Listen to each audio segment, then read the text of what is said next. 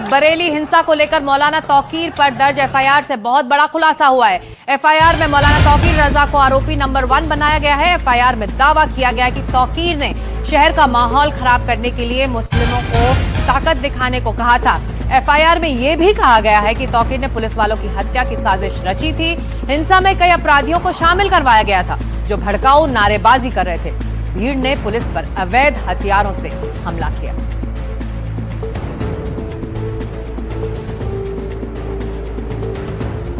तो हिंसा में शामिल थे बड़े अपराधी। अब एनडीटीवी के पास ये खबर है, एफआईआर से बहुत सारे खुलासे हो रहे हैं। बरेली हिंसा के गुनहगार के बारे में तमाम जानकारियां इस एफआईआर से सामने आ रही हैं। हमने आपको बताया कि किस तरह से बरेली हिंसा को लेकर मौलाना तौकीर पर दर्ज एफआईआर में खुलासे हुए हैं। एफआईआर में मौलाना रजा को आरोपी नंबर 1 बनाया गया है और इसी एफआईआर में दावा किया गया है कि तौकीर ने शहर का माहौल खराब करने के लिए मुस्लिमों को ताकत दिखाने को कहा था।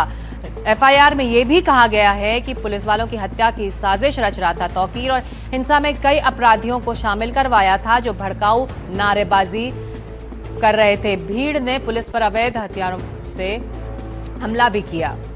मुकेश सिंह सेंगर हमारे सहयोगी अब फोन लाइन से जुड़ रहे हैं। चलते सीधे मुकेश के पास। तमाम खुलासे मुकेश इस मामले में इस एफआईआर से हो रहे हैं।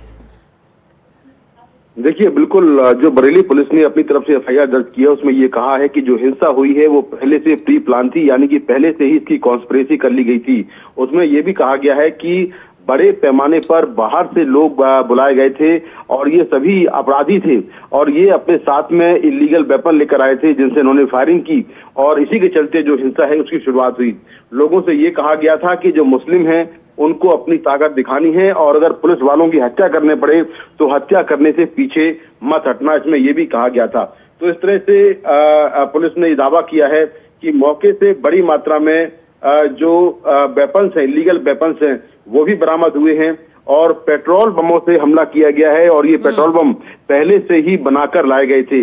एफआईआर के मुताबिक जो इसमें जो तौकीर रजा की काफी क्लोज लोग हैं जिसमें नदीम है, इसके अलावा 1-2 लोग और हैं, इनको पहले से इस पूरी हिंसा की प्लानिंग की जानकारी थी और पहले से ही पूरी हिंसा ये प्री प्लान थी जिसमें लोगों को उकसाया गया। तो ये जो एफआईआर है जो पुलिस की ओर से दर्ज कराई गई, ये दिखाती है कि किस तरह से तौकीर रजा ने अपने लोगों के साथ में मिलकर पहले से ही हिंसा की प्लानिंग कर ली थी।